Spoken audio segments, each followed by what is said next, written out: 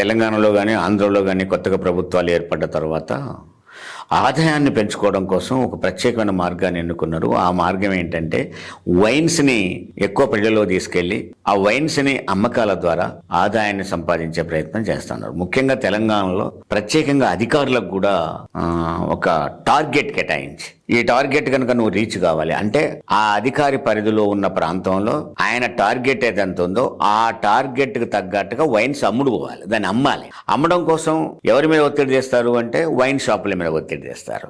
ఆ వైన్ షాపుల వాళ్ళు ఏం చేస్తారు అంటే తన అమ్మకాన్ని విస్తృతంగా తన పరిధిలో అంటే గ్రామాల్లోకి కానీ, బెల్ట్ షాపులు గ్రామాల్లోకి కానీ, లేకపోతే వ్యక్తులుగా బట్టి అమ్మటం కానీ, ప్రధాన ప్రాంతాల్లో కూడల్లోకి తీసుకుపోయే ప్రయత్నం చేయడం కానీ, అంటే ఇల్లీగల్ అమ్మకాలు విపరీతంగా పెంచే ప్రయత్నం చేస్తారు. నువ్వు ఎక్కడన్నా అమ్ముకో, నువ్వేమన్నా చేసుకో, టార్గెట్ కావాలంటాడు అధికారి. ఎందుకయ్యా అంటే నాకు టార్గెట్ గవర్నమెంట్ పెట్టింది అనేది అధికారి యొక్క వాదన. మరి ఇక్కడున్న పరిస్థితులలో తెలంగాణలో కేవలం ఆదాయాన్ని పెంచుకోవాలి అనే ఏకైక పాయింట్లోనే అధికారులకు టార్గెట్ నిర్ణయిస్తున్నారు. ఈ టార్గెట్ కరెక్ట్ కాదు.